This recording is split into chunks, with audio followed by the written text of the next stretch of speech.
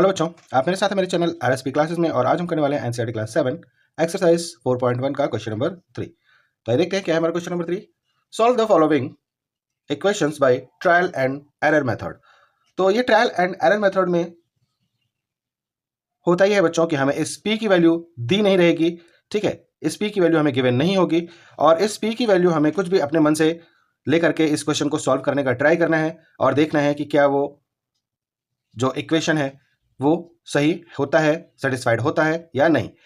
ये equation satisfied तब होगा बच्चों जब इन दोनों को इस p की वैल्यू के साथ सॉल्व करने के बाद जो इक्वल में दूसरी तरफ हमें दिया गया है कि 5p + 2 = 17, तो दोनों तरफ लेफ्ट हैंड साइड और राइट हैंड साइड जब इक्वल आएगा तो ये हमारा इक्वेशन सेटिस्फाइड होगा और इस p की वैल्यू हमें सही पता चलेगी। जब तक इस p की वैल्यू को रखने के बाद यहां पर हमें इसका आंसर 17 नहीं मिल जाता तब तक हम इसे बार बार डिजिट चेंज कर करके इसे सॉल्व करते रहेंगे, ठीक है। इसी मेथड को वो ट्रायल एंड एरर मेथड के नाम से जानते हैं।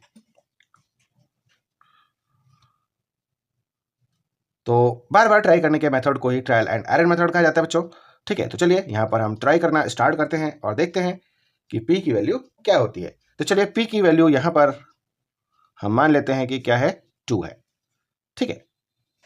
तो हमारा जो क्वेश्चन हो जाएगा वो क्या हो जाएगा, 5p है, इट मीन्स 5 × p + 2 और = 17 होता है बच्चों ये, ठीक है। तो अब यहाँ पर ये क्या हो जाएगा, 5 × 2 + 2 = 17। तो 5 2s are 10 + 2 = 17। तो यहाँ तो ये 12 ही हुआ, 12 और ये हो गया 17, ठीक है। तो LHS और RHS यहाँ इक्वल नहीं है बच्चों, LHS is not equal to RHS। तो इसका मतलब यहाँ है कि ये जो P इक्वल हमने 2 लिया, ठीक है, वो इस P की वैल्यू नहीं होगी, इस P की वैल्यू कुछ और ही होगी। तो हमारा जो इक्वेशन है वो सेटिस्फाइड नहीं हुआ। तो इक्वेशन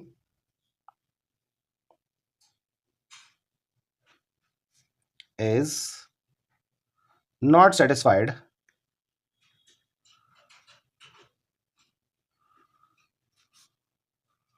with the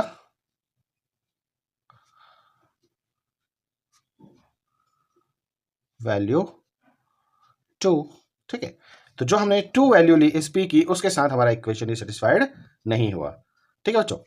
चलिए अब हम इस p = 3 लेकर के देखते हैं। इफ p = 3, तो हमारा इक्वेशन क्या है, 5p + 2 = 17, ठीक है। तो 5 × 3 + 2 = 17, तो ये हो जाएगा 15 + 2 = 17। ये भी हो गया 17 और ये भी हो गया 17।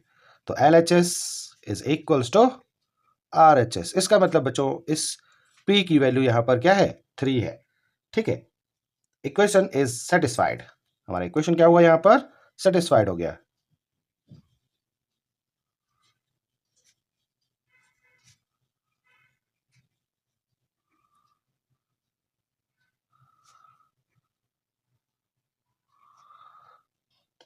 ठीक है, तो हम यहाँ कह सकते हैं बच्चों कि दस the value of P is 3 और यही हो जाएगा हमारे इस पहले पार्ट का आंसर। तो P की वैल्यू कितनी है बच्चों, 3 है, ठीक है। चलिए हम देखते हैं इसका सेकेंड पार्ट हमें क्या पूछा गया है। हमारा जो नेक्स्ट दिया गया बच्चों वो दिया गया है 3m - 14 = 4। तो चलिए यहाँ पर हम m की वैल्यू सपोज कर लेते हैं कि 2 है, तो क्या हो जाएगा ये 3 × 2 - 14 = 4। तो 6 - 14 = 4। तो ये 6 हमारे प्लस का है बच्चों, 14 है माइनस का, तो 14 में से जब 6 माइनस करेंगे तो क्या बचेगा, 8 बचेगा और वो भी माइनस का, ठीक है। और इक्वल में यहाँ पर 4 है। तो आप देख सकते हो LHS जो है वो इक्वल नहीं है दूसरे RHS के, ठीक है। तो इट मीन्स कि यहाँ पर m की जो वैल्यू है वो 2 तो नहीं होगी क्योंकि यहाँ पर हमारा इक्वेशन सेटिस्फाइड नहीं हुआ, ठीक है। चलिए अब हम m की वैल्यू 3 मानकर देखते हैं बच्चों। तो हमारा इक्वेशन हमें जो दिया गया है वो 3m माइनस 14 इक्वल्स टू 4 दिया गया है, ठीक है। तो 3 इंटू 3 माइनस 14 इक्वल 4, क्योंकि हमने m की वैल्यू 3 मानी है तो 3 इंटू 3 हो जाएगा ये। तो 3 3 ज़ा 9 माइनस 14 इक्वल्स टू 4। तो 14 में से इस 9 को जब आप माइनस करेंगे बच्चों तो आपका आंसर आएगा 5, और वो भी माइनस का, ठीक है। Minus 5 equals to 4। तो यहाँ भी बच्चों LHS is not equal to RHS। तो यहाँ पर बच्चों हमने जो m की वैल्यू 3 ली है, वो 3 लेने के बाद भी ये इक्वेशन हमारा सेटिस्फाइड नहीं हुआ, दोनों तरफ की वैल्यू इक्वल नहीं हुई। चलिए अब हम देखते हैं 4 को। अगर हम m इक्वल सपोज कर लें कि 4 है, तो देखते हैं क्या होता है। हमारा जो इक्वेशन दिया गया है वो क्या दिया गया बच्चों, 3m माइनस 14 इक्वल्स टू 4, ठीक है। तो 3 इंटू 4 माइनस 14 इक्वल 4। तो 3 4 जा ये हो जाएगा बच्चों 12 माइनस 14 इक्वल 4। तो यहाँ पर आंसर आ जाएगा -2। 14 में से 12 माइनस करेंगे तो आंसर आएगा 2, और वो भी माइनस का, क्योंकि माइनस की डिजिट यहाँ पर हमारी बड़ी है। तो LHS is not equal to RHS। तो यहाँ ये इक्वेशन भी हमारा बच्चों सेटिस्फाइड नहीं हुआ अगर हम m की वैल्यू 4 लेते हैं तो, ठीक है। चलिए अब हम m की वैल्यू 5 लेकर के देखते हैं। m equal 5। तो हमें जो इक्वेशन दिया गया है बच्चों वो दिया गया है 3m है माइनस 14, 3m माइनस 14 इक्वल 4, ठीक है। तो हमें जो यहाँ इक्वेशन दिया गया है बच्चों वो दिया गया है 3m माइनस 14 इक्वल 4, ठीक है। तो यहाँ हम m की वैल्यू इसमें कर देते हैं पुट, जो हमने यहाँ पर ली हुई है। तो 3 इंटू 5 माइनस 14 इक्वल्स टू 4।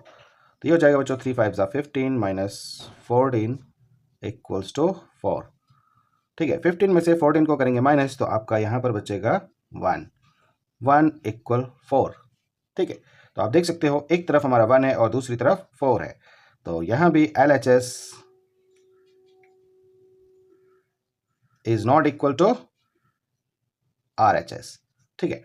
तो यहाँ भी हमारा इक्वेशन जो है बच्चों ये सेटिस्फाइड नहीं हो रहा है, ठीक है।